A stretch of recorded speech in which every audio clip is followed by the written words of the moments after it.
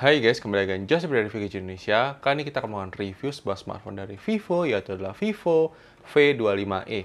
Tapi sebelum kalian tonton sampai habis, jangan lupa klik tombol subscribe, aktifkan loncengnya, dan follow sosial media dari Vivo ya guys. Jadi mari kita lakukan review dari Vivo V25e ini ya guys. Mari kita bahas dari sisi kelebihannya terlebih dahulu. Kelebihan pertama dari HP ini jelas dari sisi performance dari HP ini yang memang bagus banget buat sehari-hari, buat gaming, buat browsing, buat multimedia itu saya tidak ada komplain secara performance hariannya itu gocap banget buat Vivo V25e ini. Terus kita juga uji coba menggunakan benchmark, kita uji coba 3 benchmark yaitu menggunakan aplikasi Geekbench yang kalian bisa lihat skornya di bawah ini. Kemudian kita juga uji coba menggunakan 3D Mark yang kita uji coba menggunakan Slingshot maupun Wildlife ya guys. Jadi kalian bisa juga lihat skornya semua di bawah ini. Kemudian terakhir kita uji coba menggunakan aplikasi PC Mark. Jadi kalian bisa juga lihat skornya di bawah ini.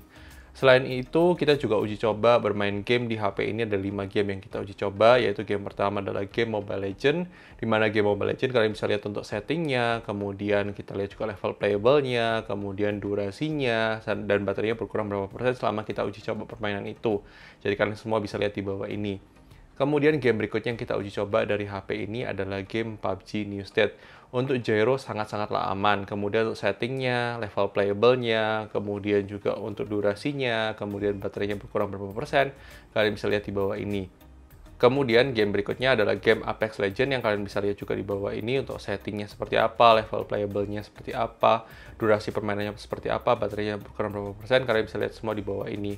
Kemudian game berikutnya adalah game COD Mobile, kalian bisa juga lihat untuk settingnya, kemudian juga level playable-nya, kemudian juga untuk durasi permainannya, kemudian baterai berkurang berapa persen, kalian juga bisa lihat di bawah ini. Kemudian yang terakhir ada game Genshin Impact yang kalian juga bisa lihat untuk settingnya, kita uji coba pakai 60 frame per second, dan kalian juga bisa lihat untuk level playable-nya, durasi permainannya, kemudian baterai yang berkurang berapa persen, kalian juga bisa lihat semuanya di bawah ini. Overall, ini adalah sebuah HP yang punya performance sangat bagus banget ya guys. Tapi ini ada pendapat review gadget, mungkin bisa berbeda dengan pendapat kalian. Tidak masalah, silahkan tulis pendapat kalian komentar.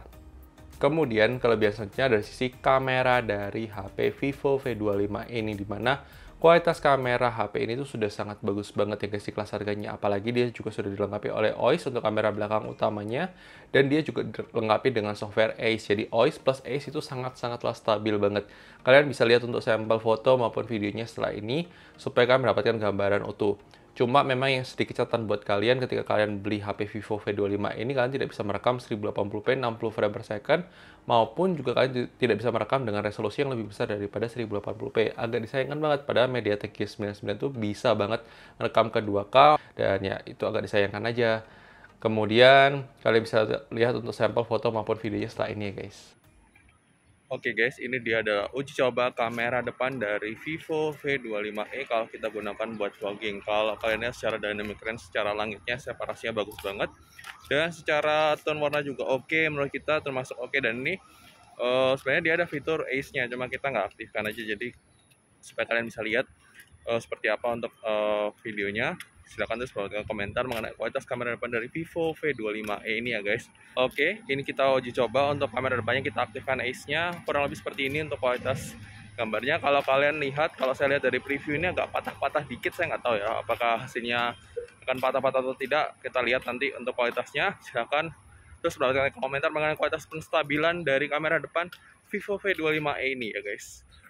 Oke guys, ini dia adalah uji coba kamera belakang dari Vivo V25e dengan kondisi tidak kita gunakan penstabilannya. Menurut kalian apakah oke atau tidak oke? Silahkan terus berikan komentar mengenai kualitas kamera belakang dari Vivo V25e ini. Silahkan aja tulis pendapat kalian komentar. Oke guys, kita uji coba untuk penstabilan gambar dari Vivo V25e kalau kita gunakan buat vlogging seperti ini. Dan ini kita aktifkan ACE-nya. Kurang lebih seperti ini untuk kualitas gambarnya. Ini kita pegang pakai tangan tanpa bantuan tripod, mini tripod. Ini apalagi kita pakai turun tangga ya guys. Jadi kita sedang menguji ACE-nya seberapa stabil. Dan kalian bisa lihat sendiri untuk kualitasnya, untuk gambarnya sedikit kalau kita lihat dari preview sih agak patah-patah, tapi nggak tahu ya hasilnya. Mungkin itu karena dia berusaha untuk menstabilkan gambarnya. Silakan terus berikan komentar mengenai kualitas kestabilan dari Vivo V25 ini untuk kamera belakangnya. Dia juga nggak bisa merekam 60 fps ya guys. Silahkan terus berikan komentar.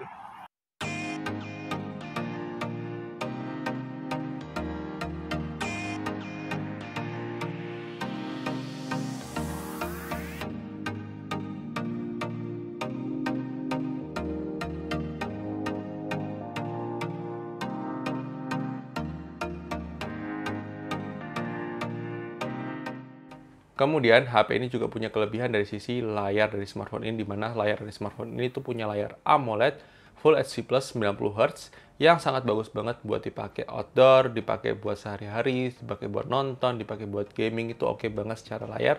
Lucu banget buat Vivo V25 ini ya guys. Kemudian kita bahas dari sektor speaker di HP ini, di mana HP ini memiliki single speaker yang menurut kita secara kualitas audio tuh termasuk bagus banget di kelas harganya, dan enak banget buat dipakai nonton, dipakai buat dengerin lagu tuh enak banget ya guys. Kemudian HP ini juga punya baterai life yang bagus banget buat dipakai sehari-hari. Kita tidak ada komplain secara baterai life, itu bisa dipakai seharian penuh, dan itu kita pakai buat browsing, sosial media tuh bisa dipakai seharian penuh ya. Lucu banget buat Vivo V25 ini. Kemudian dari sisi waktu charging sendiri menurut kita masih termasuk cukup biasa, meskipun HP ini sudah dilengkapi oleh 44 watt fast charging, di mana itu seharusnya secara teori itu bisa di bawah 1 jam untuk full. Tapi ternyata waktu kita pengujian itu di bawah 2 jam kurang sedikit ya guys. Jadi ya mungkin saya juga kurang tahu apakah setelah 50% ke atas itu dia akan turun speednya, ya itu lumayan drop ya guys. Jadi secara sebenarnya dari 0 sampai 50% itu sekitar 40 menit. Kemudian dari 50% ke 100% itu butuh waktu hampir ke 2 jam ya guys. Jadi ya cukup lama ya guys. Kemudian HP ini juga punya fitur yang lengkap ya guys. Jadi sudah ada on-screen fingerprint scanner, kemudian dia juga sudah ada NFC, dia juga sudah ada face unlock, dan dia juga sudah ada IP rating IP54 ya guys. Kemudian HP ini juga punya manajemen panas yang bagus buat bermain game. Jadi kalau misalnya kalian pakai buat gaming, HP ini punya manajemen panas yang bagus banget ya guys. Kemudian HP ini juga punya desain dan build quality yang sangat-sangatlah bagus banget dan ringan guys. Ini termasuk HP yang ringan. Kemudian warnanya kalau kalian lihat ini tuh adalah warna yang menurut kita termasuk terbaik ya guys di kelas harganya guys. Jadi sunrise ini adalah warna yang bagus banget ya guys. Jadi ya salah satu yang terbaik ya guys menurut kita dari sisi color ya guys. Jadi ini bagus banget, desainnya juga cakep, enak banget buat dipakai, enak banget buat digenggam. Dan itu dia tadi adalah kelebihan dari HP ini. Tentunya HP ini punya beberapa kekurangan yang perlu kita mention di sini. Di mana kekurangan pertama yang kita rasakan dari HP ini adalah tidak adanya jaringan 5G di HP ini. Jelas ini karena prosesornya dia menggunakan MediaTek G99. Di harga 3,99 juta atau di 4 juta kurang sedikit, menurut kita saat ini harusnya sudah mulai ke 5G ready. Tapi mungkin bagi sebagian kalian akan bilang, loh tempat saya masih belum 5G. Ya nggak ada masalah sih guys kalau misalnya kalian memang tidak mempermasalahkan itu. Tapi menurut kita di harga 3,5 juta ke atas itu harusnya lebih baik sudah keluar jaringan yang 5G dibandingkan HP 4G. Ya itu aja yang perlu kalian ketahui. Kemudian kalau misalnya kalian memilih HP ini, jangan sampai salah pilih, sesuaikan dengan kebutuhan kalian. Karena storage di HP ini itu sistemnya hybrid ya guys. Jadi slot SIM cardnya itu hybrid. Jadi dia bukan 2+1, tapi 1 SIM plus 1 microSD atau atau dual SIM tanpa microSD. Jadi kalau kalian memang pilih butuh storage yang lebih besar, kalian bisa pilih yang 256 GB. Tapi kalau memang kalian cukup 128 GB, itu sebenarnya sudah lebih dari cukup kok guys. Dan itu dia tadi adalah kelebihan maupun kekurangan dari HP Vivo V25 ini. Silahkan terus memberikan komentar.